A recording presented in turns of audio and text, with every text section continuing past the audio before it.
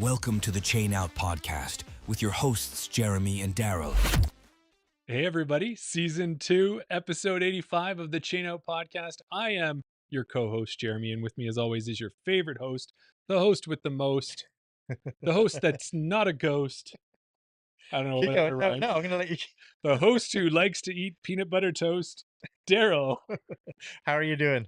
Great. How about you, buddy? Yeah, excited to be here. Got a good episode coming up tonight. Yeah, we do. We've got a great episode coming up, and we're going to start this episode out with another chain out battle, but this was the chain out battle at Bailey's that took place on Monday. It only seems right that you tell the story. Yeah, we've been doing a few of these chain out battles. We went out again. We went out to a different location. Thought we'd make it a little bit different. You're playing in the Edmonton Open. You wanted to get some practice out there. Pretty evenly matched all the way through. We were, one stroke ahead, two strokes back and forth Mhm. till we got to hole 17, I think is when it kind of went downhill a little bit for you. Yeah, for me, I think 16 I caught up. You had a tough Yeah. 16. Yeah. And then 17, I had a tough 17. 17, for those who don't know, is an island green Up a hill. on a hill. It's on the side of a hill, and if you can hit it and spike it, you can make it stick to the green. Sometimes you'll get some bad rollaways. You didn't have that opportunity because you couldn't stick the green. Nope. So you went to the drop zone, which is at the top of the hill. So you're putting down into the basket. Yeah. You missed the basket. You airballed it straight out of OB again. Yeah. Couldn't do the layup. Then you couldn't putt. You landed. So you ended up taking a 6 on that one, I think. I did. Yeah. I did. Come to hole 18. I went first. And I don't want to say I put the pressure on, but I laced my racer. Yeah. Had a right amount of turn, fade back, and they've moved the basket to a little bit shorter position. Parked it right inside the bullseye.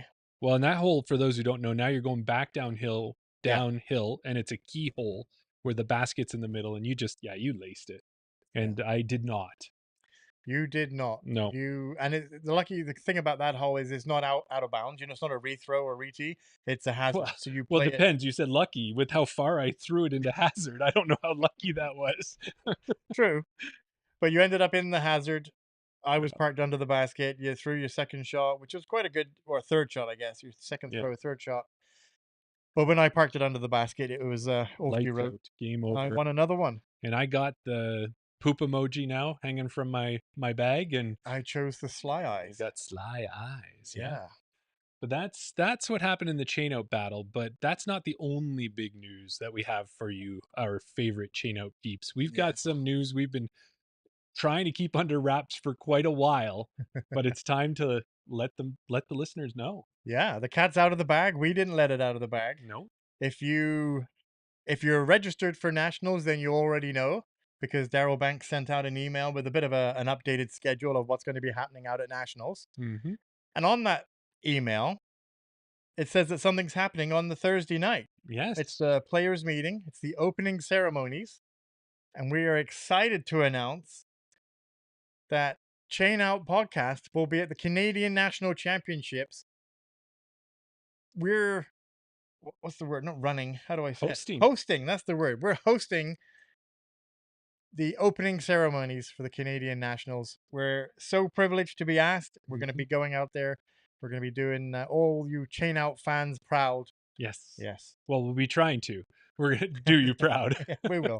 But yeah, we'll be announcing, we're going to be playing some videos. We're going to kind of help move things along in only the way these two crazy guys can do it. So it should be hopefully fun and exciting. The weekend we're playing as well. These are some hard courses, but we're going to be trying to put out other content out there. Colleen McInnes and Brooklyn Okrafka want to play a doubles round with us. The Miss Mando guys, Sean and Robbie, want to have a battle. We don't know how much of these things we're going to be able to fit in. We'd love to do it all, but we're going to give you as much content as we can. Yeah. And then, just give a little bit of a sneak peek. Mm-hmm. Philo Brathwaite is going to be hosting a clinic. So at the tail end of his clinic is when we're kind of going to be going live. So we'll be out there with Philo. Yep. Catching up with him, seeing everybody else. This is the news that I couldn't tell you, Kevin, even though you said that you weren't going to nationals. But this is the news. So we'll be catching the tail end of Philo. We'll be bringing it inside. We'll be doing the opening ceremony. We'll have some interviews with people that maybe are not there. We'll introduce people. We'll have Daryl there. He's the TD for Haute Goat and one of the coordinators for the whole nationals.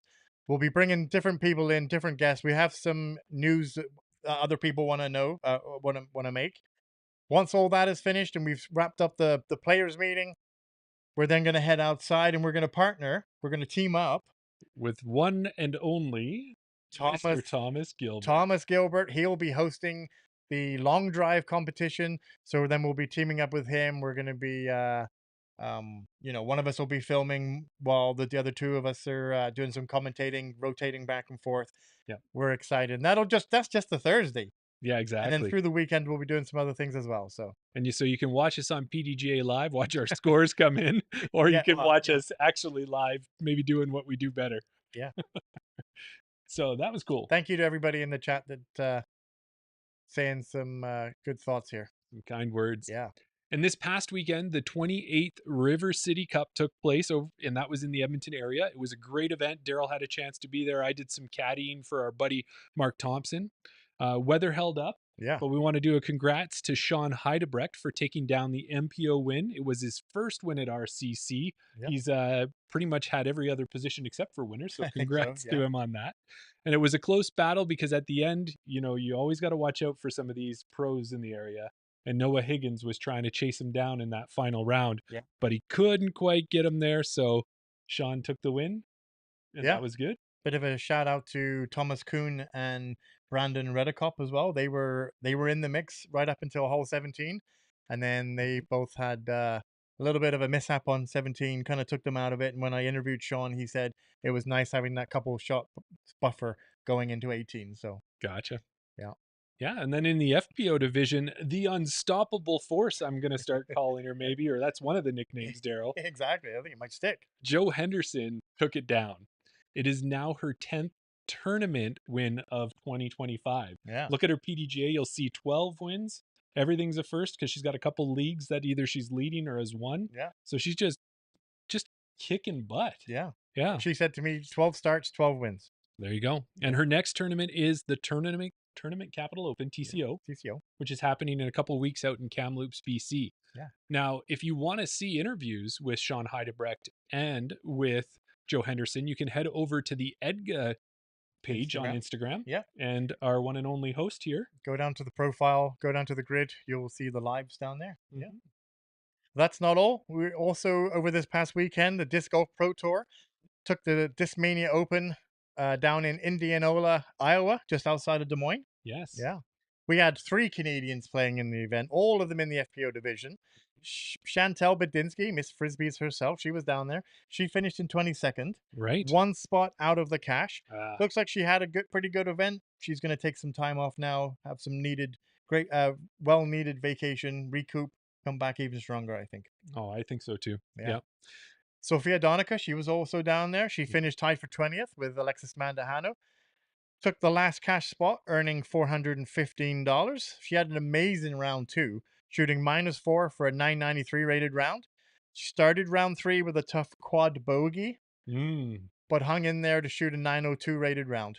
What's always with that, Daryl? Those first holes of those tournaments. We've talked about it before. Foxwood Open, name a whole bunch of them. Exactly. Always tough. If you can take a quad on a hole 1, yeah, it's a tough hole. Yeah, exactly. Yeah. And have you got that mental fortitude to get past it and carry on the rest of the round, right? And Sophia certainly does. She did. Mm-hmm.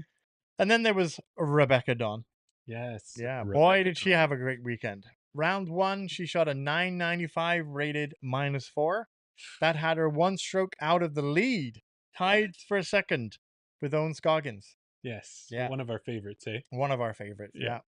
Round 2, she shot a 986 rated -3, which dropped her down to 5th. Mm-hmm. Still great. Mhm. Round 3, she shot a 974 rated -2, finished tied for 4th with Macy Valadez, earning herself $1,865. Wow, that's American dollars, right? That's American dollars. What's the conversion? That's Have you about been working on it? 27,000 now, I think. Oh, is it? Okay. Give or take a cent or two. Yeah. Wow. Yeah. That's huge. I know. Yeah.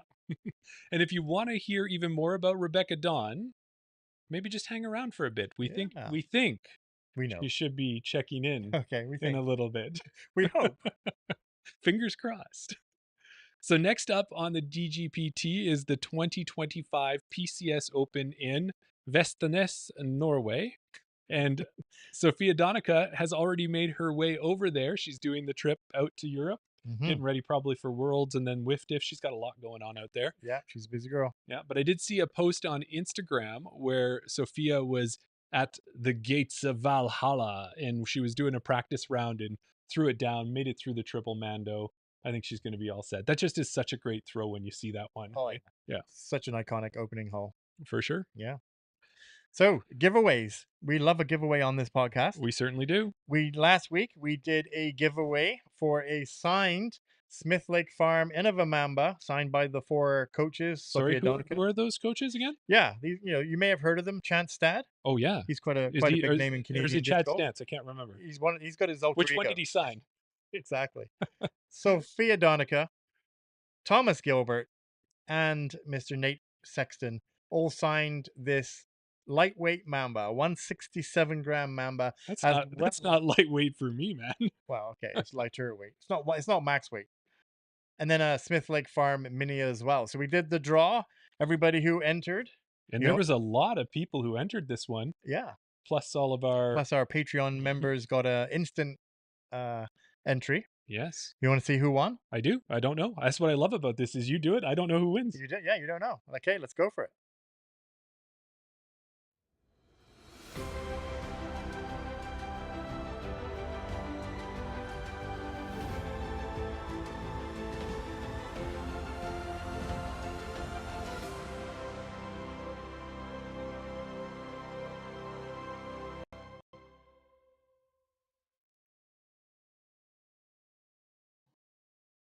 There you go. Okay. So Trisha Franklin Artist. I'm not familiar with Trisha. No, me either. So another new listener or a new member of the Chain Out group there. There you go. Congratulations, Trisha. We'll be reaching We'll out get to those you. sticks over to you. Yeah, we'll be reaching out to you. We'll get your deets and we'll send that out. I'm really good at sending them out pretty quick usually, right?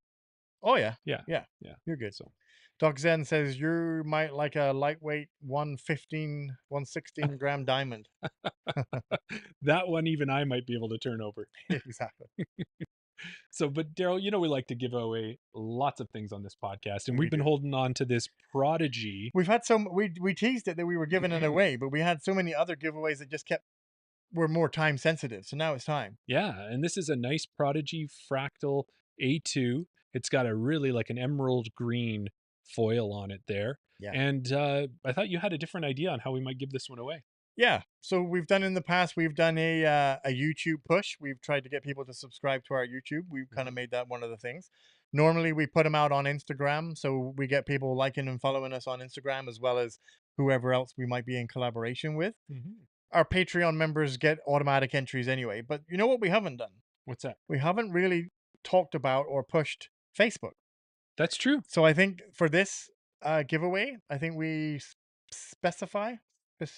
specifically concentrate on Facebook. Okay. Yeah. Yeah. So what we'll do is we'll get a Facebook post up there. We have 2 Facebook parts there. We have Chain Out Podcast, which is our page. So we'll get you to like and follow that. And then the other thing we have is we have Jeremy Darrell. That's who we are as a group on Facebook. So you can friend us and join our friend group. So we'll put that post up. Yeah. Keep it up for about a week or so. And Hey, do you know what? another draw. Do you know? I just thought something's kind of funny. What's that? Whenever we get discs from pros, we go to see them, or if they're sending them to us, we always say, "Could you do us a favor? Could you sign it?" Yeah. Sometimes they're like, "Oh, I don't know if I should," and all that. We're like, "No, we want them signed." Oh, definitely. No one's asked us to sign a giveaway disc yet. Well, after we're the masters of ceremonies or At, the Nationals. hosts of opening ceremonies, maybe we'll be getting asked. Yeah, exactly. Perfect. We're also happy to tell you that we have 2 great sponsors of Chain Out Podcast this year. We have VR Disc Golf, who sponsors us, and we have a code for you there, and it comes up there. It's Chain Out, and if you use that code at checkout, you'll get 10% off. And when we talked to Brendan this week, he says he's got new MVP, he's got new Prodigy online, lots of really cool designs in that. I believe he's got the Fission Trails back in. He's got the new Eagle McMahon disc. He's got a number of cool discs that you can pick up there. If you can get a trail, good for you, because it seems like those trails are just hot cakes. They are. They Yeah. go very, very Go. quick. Have you heard? Do you have that expression? They Yeah, go yeah. like hotcakes. Go like hotcakes. You Yeah. betcha. Okay. As I was saying it, I'm like, does that even make sense to you? Is that a saying? Well, I heard there's lots of those sayings, but me just saying "you betcha," that's a Canadian thing. Yeah. Okay. All the time, I talk to Americans, they're like, "You betcha, Jeremy, you betcha." Yeah. So that's our one sponsor. Our other sponsor is Cardinal Disc Golf. We can use the code. You can use the code Chain Out there, Chain Space Out, and get 10% off your threads, your hats, all the cool Chain Out gear. And Doc Zen would love a signed disc by us. Just putting it. sweet, Yeah. I appreciate that, Doc. Hopefully you win it, and we can do that for you. And with Cardinal Disc Golf, when I talked to Kevin and Lane over there, they said one of the coolest things that they've seen recently was at the BC Open Amateur Tournament that just took place over the weekend. There were over 200 players wearing their custom Cardinal Cardinal jersey. jersey. Yeah, that's amazing. Yeah. Did you see any pictures of that? Oh yeah. Yeah. Yeah. I They saw. look pretty cool. Yeah. Yeah. Yeah. Yeah. Yeah. It's awesome. Yeah. Exactly. Fantastic. All right. And then what we'll ask you to do after all of this, as we wrap up our top of shows, we're going to ask you to stay tuned for our Patreon episode after Chain Out. Tonight will be our fantasy pick show Yes. for the BC Open Pro tournament. So BC Open AMS was last week. This week is BC Open Pros. Yeah. We're going to have, it takes place in Langley, and it's going to be at Raptors Knoll for all 3 rounds. Yeah. We'll be joined by Canadian disc golf legend Carrie Neal. She'll be representing Team Guest. So you can head over to our Patreon, join at any level, including free, and you'll get the link to join us live. You can help influence our picks and all of that type of stuff. Have a great time. Get involved. But that's the one part of fantasy. What's the other part, Daryl? At the chainoutpodcast.com. Yes, absolutely. Prod. If you head over to our website, chainoutpodcast.com, you get to get involved in a different way. You get to make your own picks, get involved in the community. Everyone who makes a pick, you'll be able to see the whole community leaderboard. There's no snake draft or anything like that over there. So make your 3 MPO, 3 FPO picks. Also, right down at the bottom, you'll pick your MPO winning score and your FPO predicted winning score. And then after the event happens, we'll go through it and we'll see who is leading in the tournament. Yeah. Let me just quickly try and bring it up because I wasn't prepared for this part. Yeah, take a look at that. But I can. It's been really fun doing this one here, and I think it's been interesting to see the swing, especially with some of the ways the points break out with some of the, picking. I guess is it an underdog or maybe a less normally picked person can get you some points. The Yeah. aces, the eagles. Yeah, exactly. If we look at the points right now, looks like Mr. Nicest Man in Disc Golf, Mr. Alex Penny, Nice. is leading the way with 2,040 points. Dina Dies Discs, Dina Talgoy, she's in second with 2025. Also tied for third with 2025 is your one and only Chain Out Daryl. Oh, you've climbed up the ranks, my friend. Yeah, you were, I think, leading the way at one point. Friend of the show, Mark Thompson, he's in fourth, and Chain Out Jeremy rounds out the top 5. There we go. So we're still holding our own up there. Yeah, we're in it. Yeah, we're in it. And yeah, keep talking. Speaking of that too, when you mentioned Dina Dies Discs, I was thinking about the fact that right now the Masters Worlds is happening, or it had just happened. Is it still happening? It's kind of because it's usually a pretty long event, round 2. right? Yeah, into round 2.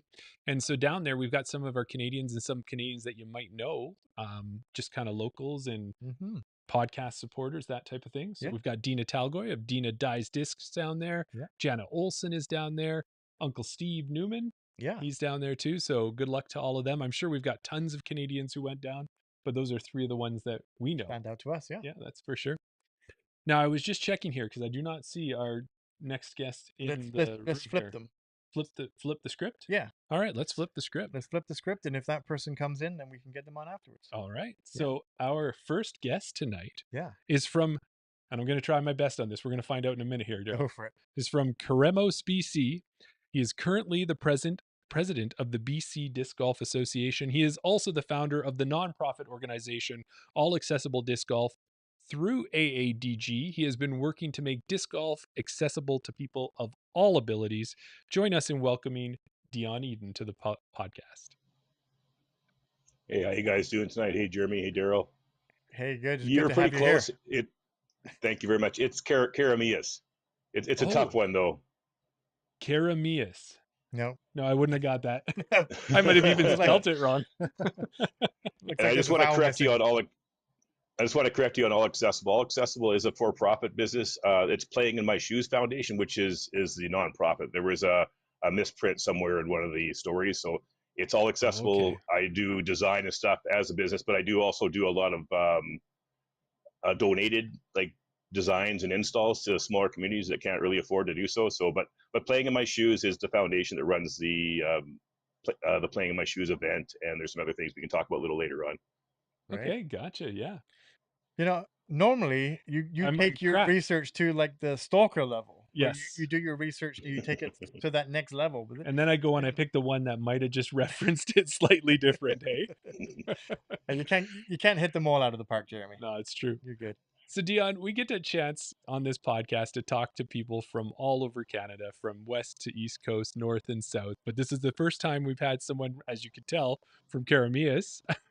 So, for people who don't know, can you tell us where that is actually located? I'm about 3 hours east of Vancouver. To narrow it down a little close, people who might know where the Okanagan, Kelowna, I'm about 2.5 hours south of Kelowna, or about an hour or 45 minutes south of Penticton. Gotcha. Osuyas is to my east, about a half an hour. So I'm kind of like in the middle. We're in a small little village. Only 1,600 people live here, but we're lucky. We got lots of disc golf courses around here and lots of support. So it's a really kind of becoming a disc golf mecca in my way idea, because I think we got like 6 or 8 courses here now. We're looking at. Right? Wow. Yeah. And that 6 or 8 courses, is that just in that main region, like where you're located in Penticton up to there, or? Yeah, there's one, like I'm referring all the way up to Princeton. I just put one in Headley this year. That was a donation to the community. There's one here in my community, Karamias, 10 minutes away in Coston. Apex Alpine, the ski hill, has one. There's Marina View in Penticton, and the Three Blind Mice, which is the 18 hole. It's a really great course if you haven't played it before. There's a smaller course in OK Falls. Oliver's got one, and I'm working on a 36 hole. It'll be 18 this year, and a 36 hole eventually up in Summerland. It'll be a championship level, and a smaller another private course here in town, just kind of up in the hills. It's kind of an outdoor adventure park. It'll be pay to Wow. play. Wow. Wow, that's awesome. So with that amount of courses in that area, what's the disc golf scene like in the area? Is it quite everyone in the community is quite involved?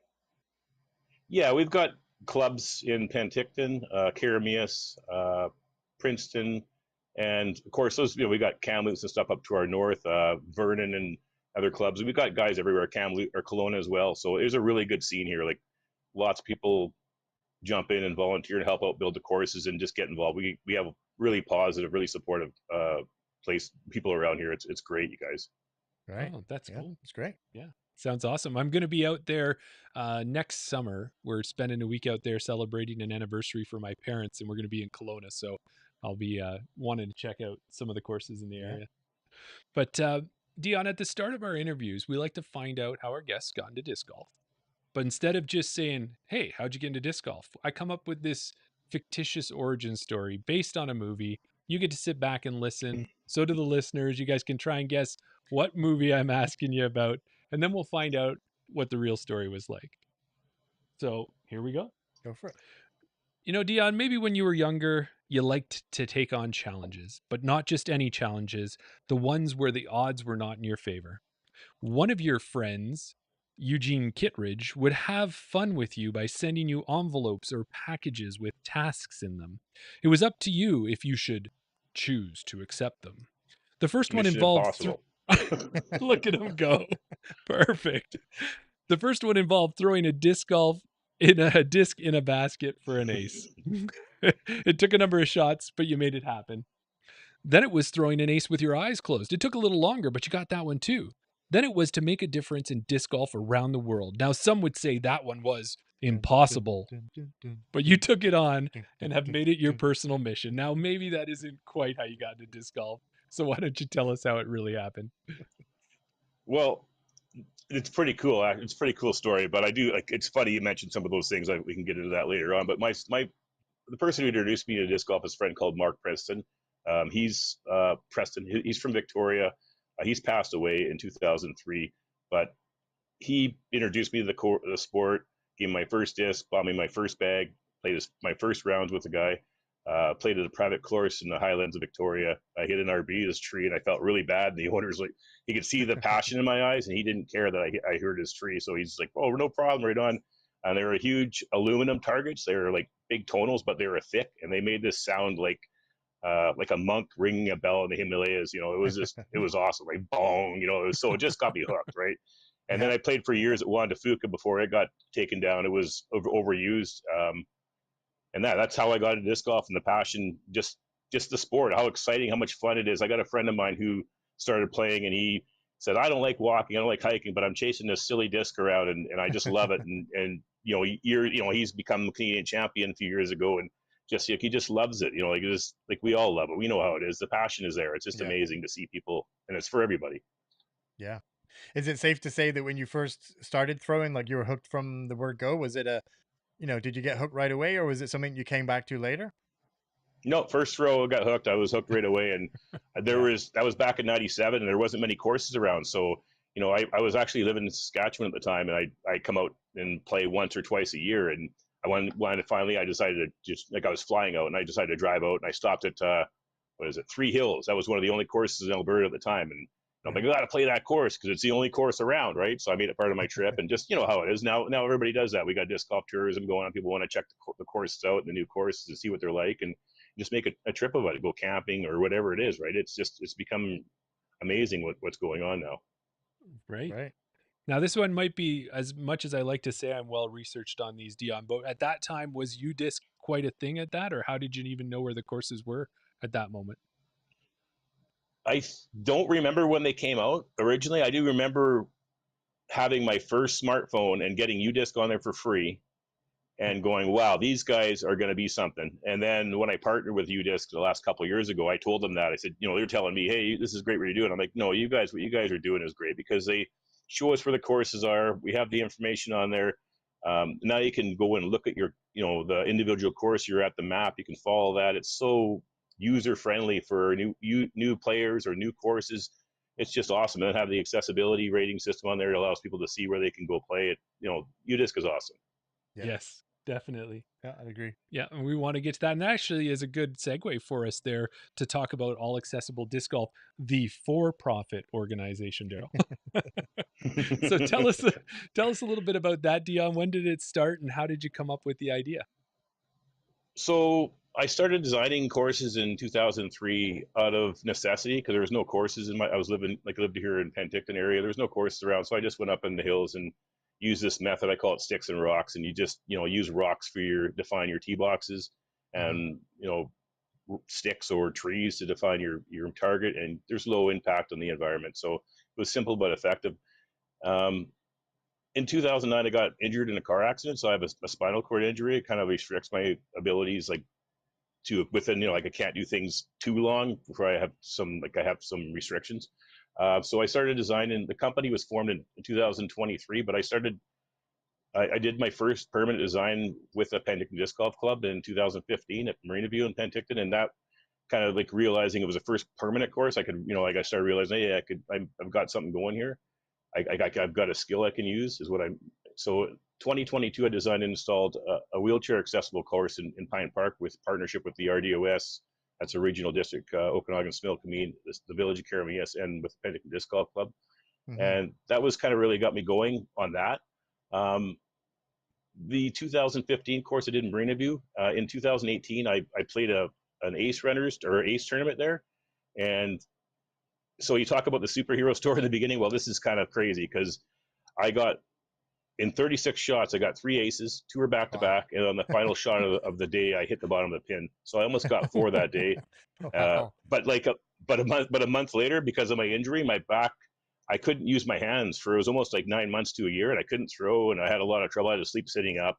It just kind of really changed my mentality on, I had to learn how to play again.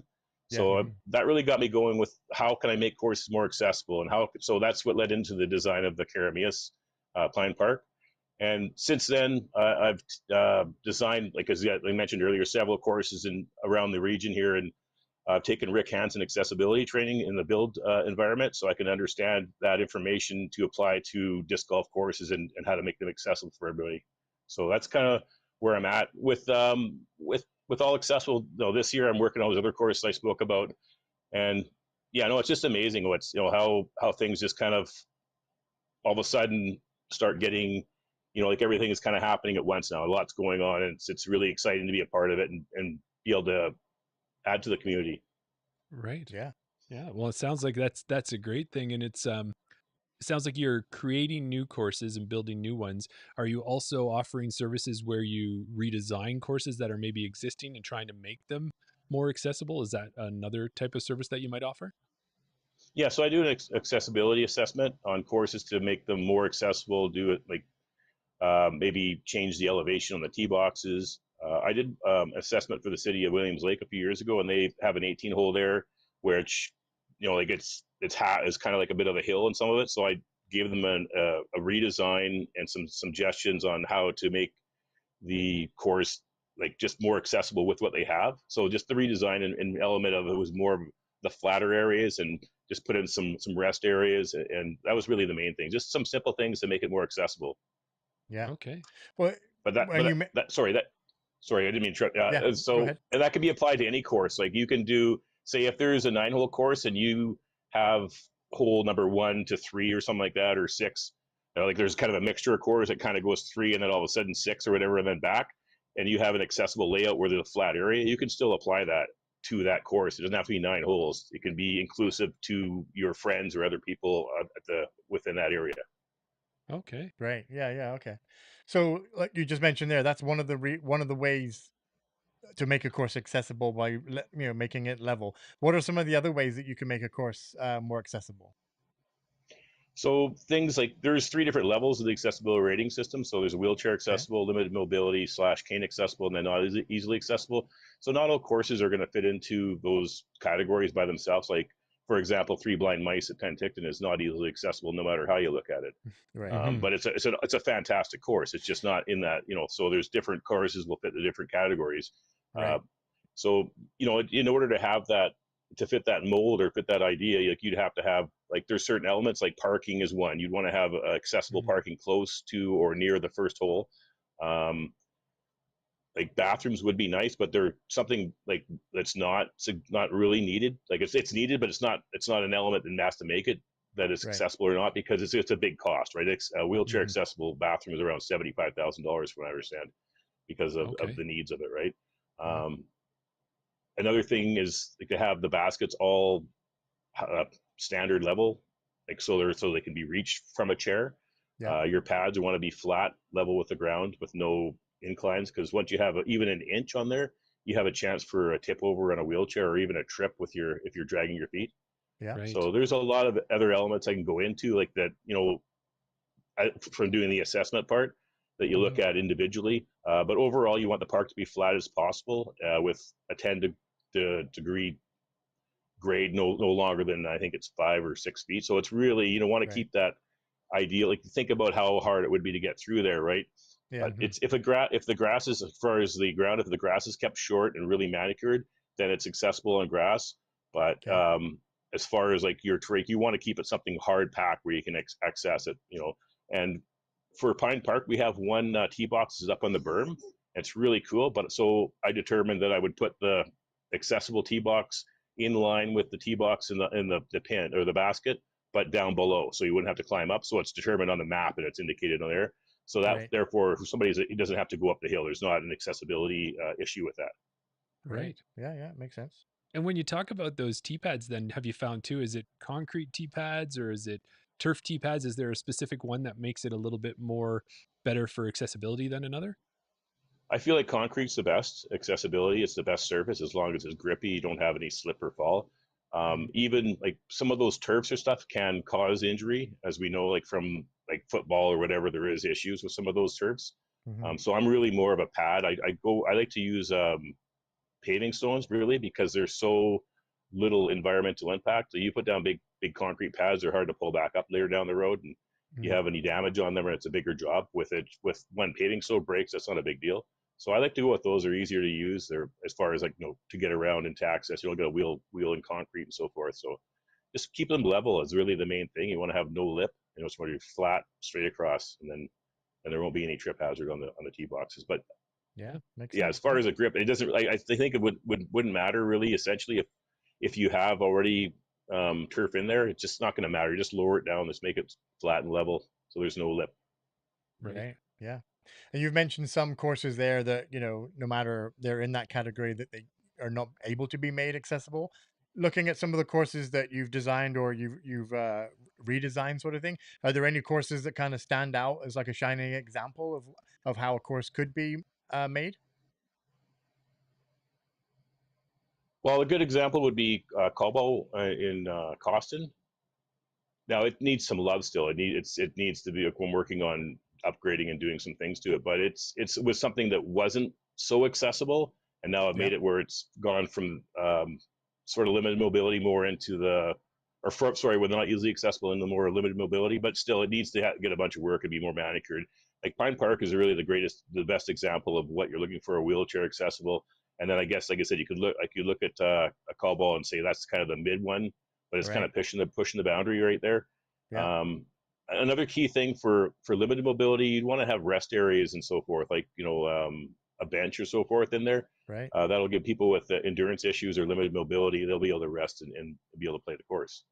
Yeah. Right. Yeah. It'll make sense. Yeah, definitely. Now, one thing that might be a misconception, and I'm guessing on this one, and I'd like you to let us know, is people might think if you make a course accessible, then it can't be challenging. Do they go hand in hand that way, or do you think a course can still be relatively challenging and accessible? So I got an email from somebody down in New Mexico a few months ago, and they said to me about somebody put in a flat course with no challenges at all, and Mhm. they were really disappointed or actually upset about that fact, right? And I thought about it for a day or two, and I got back to them. I said, look, it's better to have a course with no challenges than have no course at all. So in Mhm. that retrospect, you got to maybe have a flat course in a flat area that's just wheelchair accessible, and you look at that like that's nothing to another player, but the value is it's going to grow the sport from the ground roots, which got kids out there who have never seen a course or a basket, and they're throwing 100 feet, and they're like, this is amazing. And then you got the accessibility, and then the better players, who live nearby, maybe even a pro, they can go there and putt and practice. So Hmm. there's so much value to a course like that, and a course, not all are going to be super challenging. We know that, right? But the value, again, the value is to have them there, have something there to play, Yeah. and is better than nothing at all. A course like Pine Park is really actually challenging. It's a great development course. It's great for beginners, and it's also wheelchair accessible. So it provides a lot of different range. So a lot of different people can come play it, and it's a great stop when you're traveling through my region here. Um, Right. like there's trees and there's all sorts of stuff. I've designed it where it's, I got guys looking at it like, whoa, where is it? Like, where's the pin? And it's got a low overhead, so it keeps makes you throw hard and straight. Yeah. And we got call ball down the road, which is more of an open one, and it's got about I think a 550 on it or something like that, where you can open it up a little bit, and you can develop from the beginner to get that mid range. But the guys really like that. Like you really get a good course with that mid range kind of like wheelchair accessible thing, like in Pine Park. It really provides that skill development, and people can grow as a player. Yes. Yeah. And as you mentioned it too, Dion, you said it right there with the low coverage and with the trees. I can just see you can have a flat, accessible course that a wheelchair can get around on, and you can just have a couple well placed trees, and Yeah. that's going to make a world of difference, and everybody can still get around them and get an opportunity to play. Uh, when we were looking and we were doing our research, we saw that you were featured in the PDGA's Disc Golfer magazine this spring in relation to your work with accessibility. And the article mentioned a significant change that you initiated in UDisc, and we kind of alluded to it earlier. Do you want to tell us a little bit about how that came about and what that change was? So that's the accessibility indicators, and I created this event called Playing in My Shoes, and the indicators kind of came as a result out of that, and because we'll get into the Playing in My Shoes event a little later on, but um, the rating system has three different levels, as I mentioned. It's got wheelchair accessible courses, limited mobility / cane accessible, not easily accessible, and that's been applied to their to UDisc worldwide. There are over 15,000 courses, and the last I heard, it was right around 10,000 had been rated worldwide. So it's amazing, to have that, and that allows people to see which courses their ability needs fit, and they can travel there and play the course and know they can play the course. And that's kind of why I want to make more courses more accessible and have accessible options at courses. Then people can go and play anywhere, and we can really grow this sport. I believe this is one of the most accessible sports in the world because look at the accessibility level. You just got to be able to throw with a disc, pick it up, and move along. You know, it's pickleball in regards to pickleball in comparison. You have to be really mobile in that regard for that sport. Mhm. So I feel like we're really accessible. We can really offer a lot of people some outdoor activity options that never thought of the sport as something they could play. Yeah, yeah, absolutely. Now, one thing that I guess most able-bodied, quote unquote able-bodied people might not understand is how a course's lack of accessibility could keep people from playing disc golf. You started up a set of events called the Playing in My Shoes, which Jeremy touched on a little bit earlier, to help educate people. You want to tell us a little bit more about those events? So playing in my shoes, was the third year. The first was just at Pine Park by myself in 2023, and last year was BC wide, 29 courses in BC all at the same time. This year was 7 provinces, 1 territory, 36 courses, and actually in Alberta, you guys had 7. You're the second biggest behind BC, so it was really great to have you guys be a part of that. Yeah, It had 4 different throws. I've added one this year. The 4 are from a chair or wheelchair with yeah, a blindfold to a sound device called a Meep Meep. They're out yeah, of Victoria. They're partnered with those guys, yeah. and with earplugs and with your wrong arm. And the 5th throw I've added is a tape your hand up. So you just tape it up so it's like a glove. Okay. And that's got inspired by Carver Whitford. He's a local Sorry. player out of Kelowna. Yes. He's an awesome guy. I spoke to him Yeah. about it and made sure that it was okay that I used that idea. And he, in fact, ran the Playing in My Shoes at Knox Mountain, Kelowna, with his dad this year, Sheldon. So it's just really like, again, the support throughout. Everybody's really into supporting this inclusion and accessibility and trying to make the sport grow. So it's just great. It's a great initiative, and it's great to have so much people support this. Yeah. Yeah, yeah. And you mentioned there about the amount of events that took place in Alberta. I'm on the Edgar board, and we had one of those events that we ran here in the Edmonton area. Um, I know I wasn't able to make it that weekend, but our president Brock, he was out there running the event, and I think you mentioned Josh Smith as well. Um, That's right. Yeah, there was a lot of posts and conversations and everything like that surrounding the event, and it seemed like it was an informative event, and everybody had fun as well. Yeah, no, I really put a lot of thought into this. Some of this ideas came from the Rick Hansen training and just allowed me to really understand different perspectives and put that into disc golf. The idea behind this is to make courses more accessible and have that design aspect there, but also to make sports amenities more accessible and just Yeah. the world in general. If you guys go Mhm. home, go to the event and go home and pull rocks off your driveway to make it more accessible for your uncle with a cane or something like that, that's what we're Yeah. looking to get out of it. It's not just about disc golf. Yeah. Fair enough. Couldn't agree more. So now if you've got some course designers out there or other people who are looking, maybe a club who's looking to turn a course and get it more accessible or to build an accessible course, what's the best way that they can reach out to you, Dion, for that side of what you're doing? They can look me up on Facebook, Dion Eden, or else All Accessible Disc Golf on Facebook. You can find my information there. But I'll shoot out my email here. It's DEE the number 1 MAN at hotmail.ca. Okay. Yeah, and we can get that tagged in there and put We'll some get- links to that as well. So Yeah. that's perfect. Well, that gives us the all accessible disc golf side. But as we find in disc golf, our disc golfers wear so many different hats because when people get into disc golf, as we know, Daryl, they really get into disc golf. Yeah. And right now, Dion, you're also wearing the hat of the president of the BC Disc Golf Association. The first 2 questions I have is when did you take on that role? And did you have other board roles along the way, or did you just jump right to president? um, I've been the president since October of the last year. I was a volunteer and just moved right into the president role. Usually, if people don't know how boards work, you usually move up as vice president or a board director already, and Mm-hmm. it's uncommon to have a volunteer just step in.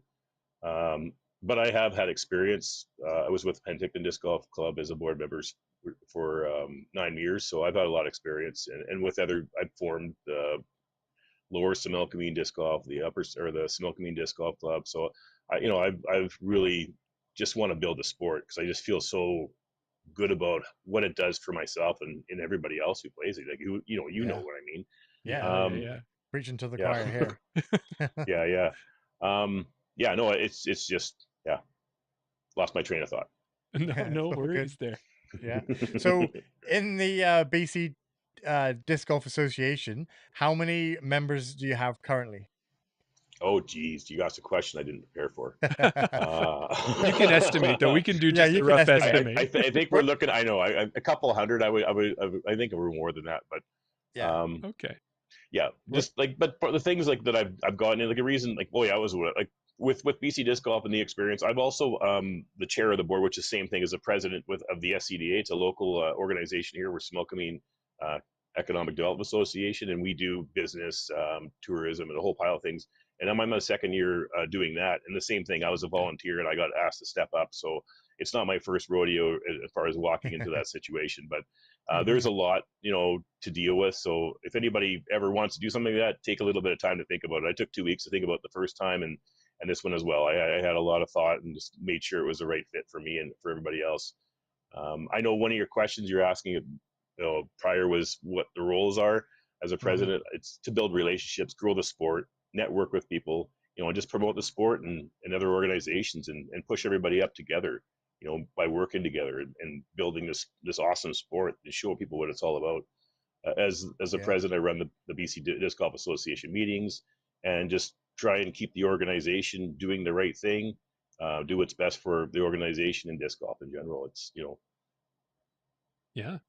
Well, and when we're looking at this is the BC Disc Golf Association. So it's a provincial group as opposed to, say, your local clubs in your cities and that type of thing. How do they differ? How's the provincial arm of it, of a disc golf association, differ from, say, a municipal or a local one? so we um, do insurance and we run events like provincial events like duck golf, provide support for new courses, help grow the sport, and just connect players and clubs throughout the province and abroad together to try and again grow this sport. It's really about connecting and networking, and just like so many people I've met in the last year or two just by traveling around, going to different events. And I'm up in the interior here, and I've gone to some events down in the coast, and there's a whole different crowd in some ways playing down there. So it's great to just kind of start meeting people and connect with them and let them know, that we're all working together. Right. Yeah.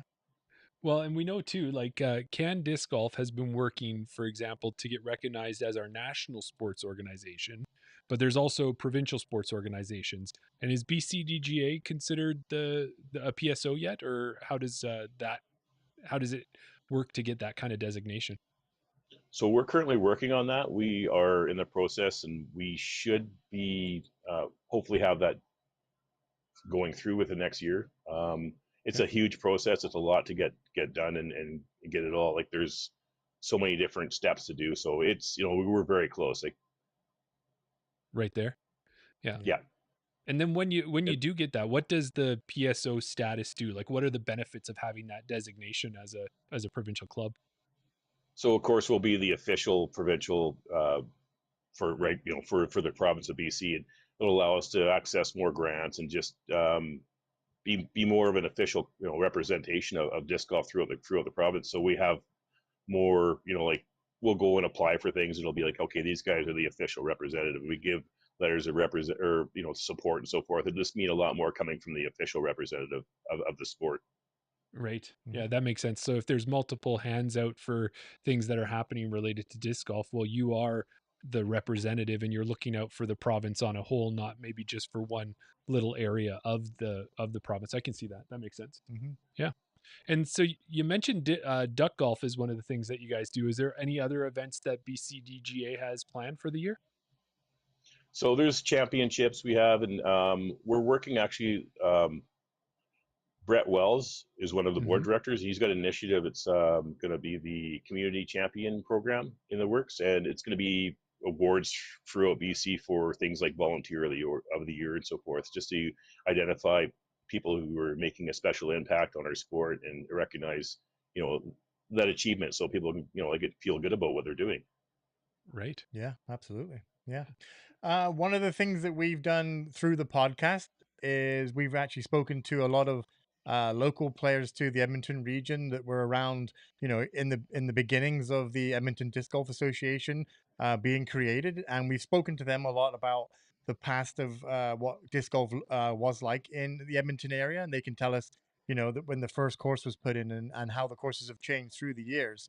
Does the BC DGA take on that role of being like the provincial historian for the sport? Like, do they think it's important that that role, or that the history of the sport in BC kind of keeps alive? That's a great thing to know. I've thought about putting something together like that, and I think just you mentioning it kind of like is just revitalizing what I was thinking before. And we obviously, or honestly, we got a lot of projects going on right now, and it's like we feel really good about what we're doing. But yeah, it's just great to add something like that. I think that'd be great, because then I wanted, like we lost the one in Tawasin last year. I'm drawing a blank on it. Yeah, yeah.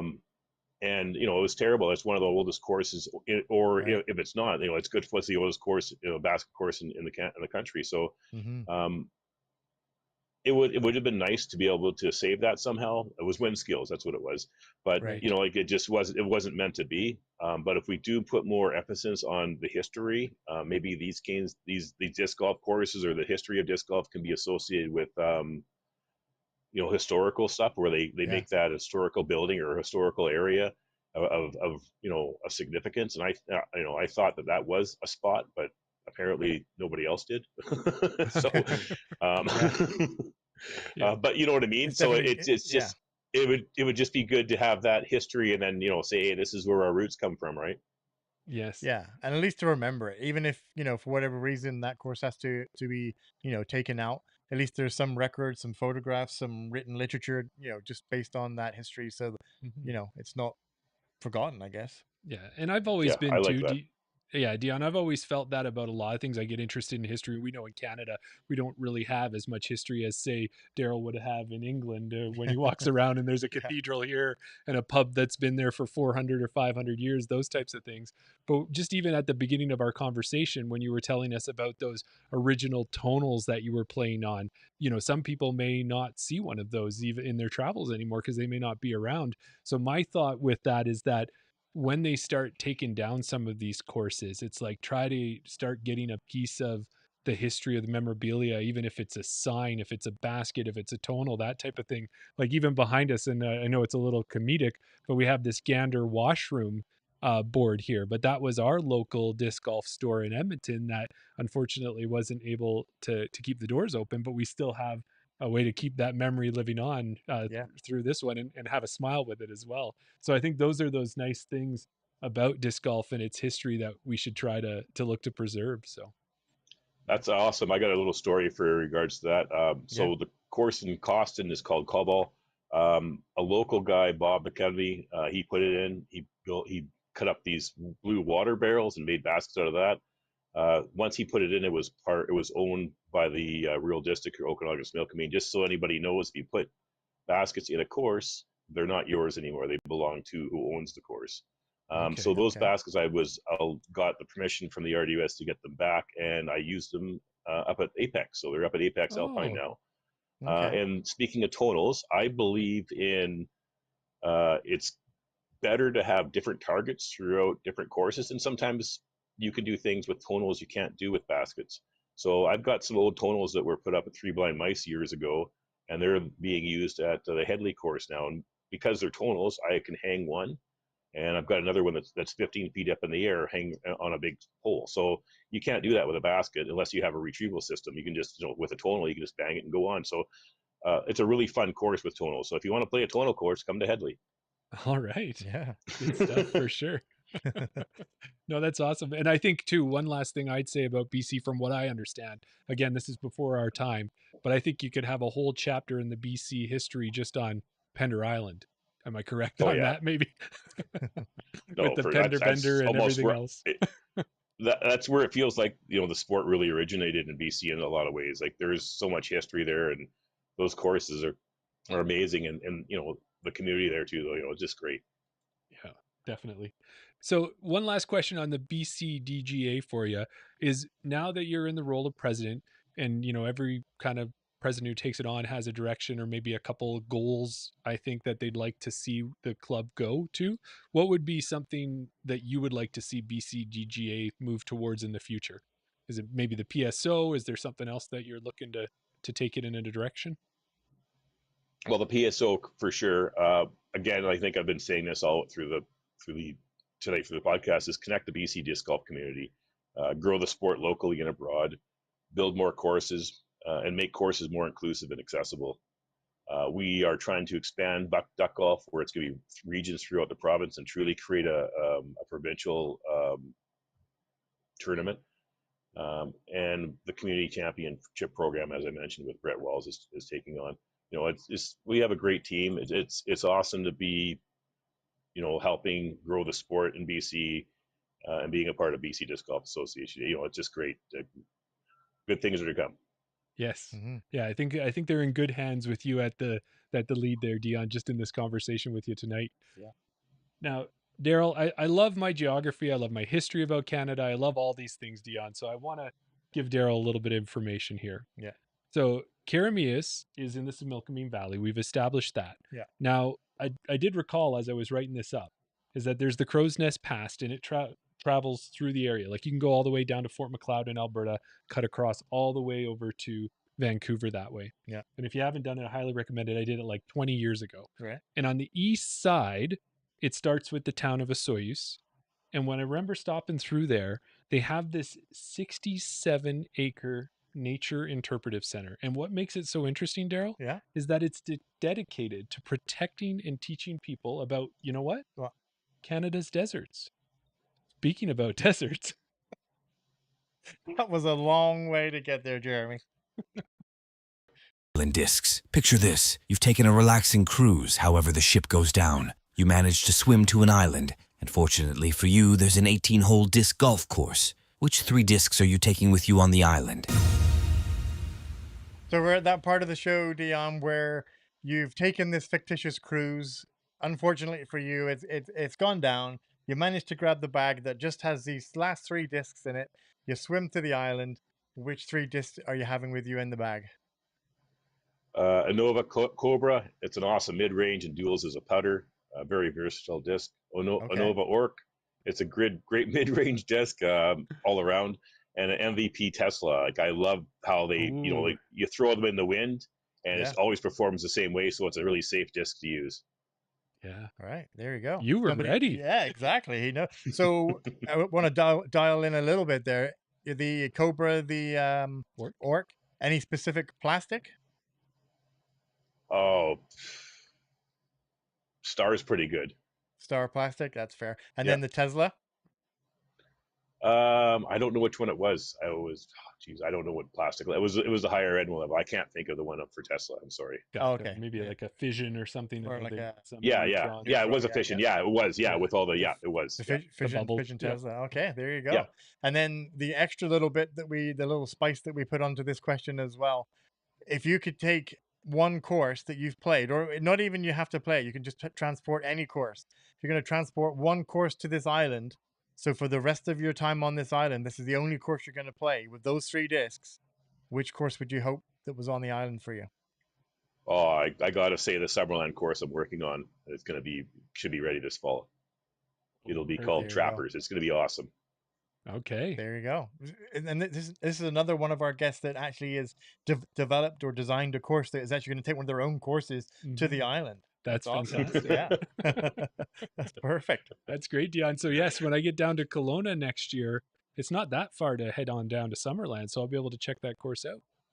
Yeah, look me up. We'll go play. It's gonna be incredible. Fantastic. There you go. Good. Yeah. Well, Dion, we're getting to the end of our conversation with you here, but before we let you go, was there anything that we might have missed or something that you wanted to shout out? If so, this is your time to do it.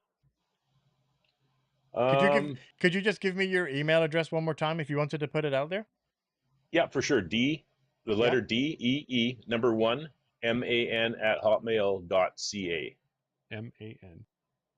At hotmail.ca, did you say? .ca. Yeah. Okay.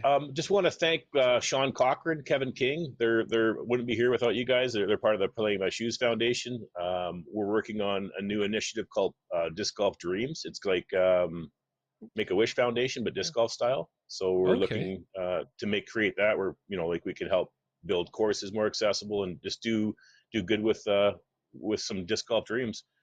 Tita Upglade with the PDGA Diversity Outreach Grant. I just want to thank her for ongoing support.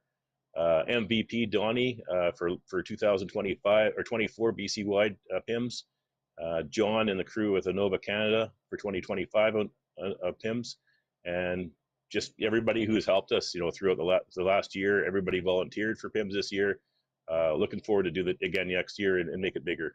And I really appreciate you guys having me on. It's great to talk about disc golf, and I have I feel you guys' passion as well. It's just awesome. Yeah, Yeah. that's awesome. Perfect. No, it's been great talking with you. We love what you're doing, and I'll definitely let you know when I'm coming down to the area. Okay, awesome. Thanks a lot, you guys. Have a good one. Yeah, too, Dion. thanks for your time. Daryl, another good conversation, and Yeah. another person who's making so much of a difference in disc golf in Canada right now, Yeah, exactly. and not even just Canada. Like his accessibility ratings are on UDisc across the world, Right. right? Yeah, exactly. Yeah, absolutely.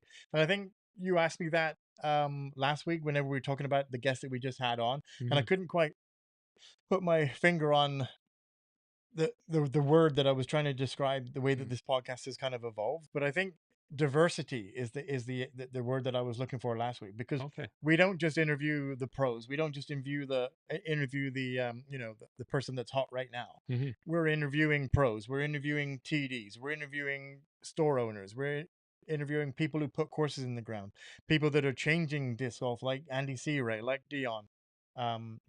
All aspects of disc golf in Canada, and we get to interview them and we get to shine a light on it, Yeah. and then hopefully spread the word of disc golf and accessibility and equality and everything else across disc golf in Canada. So I really enjoy it. Yeah, I do as well, and I like too is getting a chance to talk to people in different provinces and the president of the BC Disc Golf Association, because I know we have an Alberta arm and I know it's still developing in that, but you can get to see what other provinces are doing, how they're moving forward, and then if I'm going to be a little bit onto my own agenda, is who I need to talk to when I want to start making these provincial championships that are going to lead to the Western Championships to the.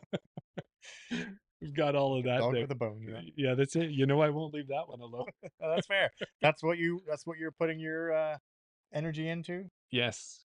And we don't want to be known to be false advertisers. That's not who we are. No, that's very true. That's not what we do. There was no clickbait. No, we did tell you that Rebecca Dawn was going to be on the show tonight, and she did intend to come on. We did get a message back from her, but she said the past couple days have been really busy. I And can imagine. if you're in because her 4 tournaments that she was playing, Yeah. I think at least one of them was on the West Coast. Right. And then she was in kind of the Midwest, and then Yeah. she's back up in Ontario. Yeah. And Rebecca Dawn is making big waves right now. Yeah.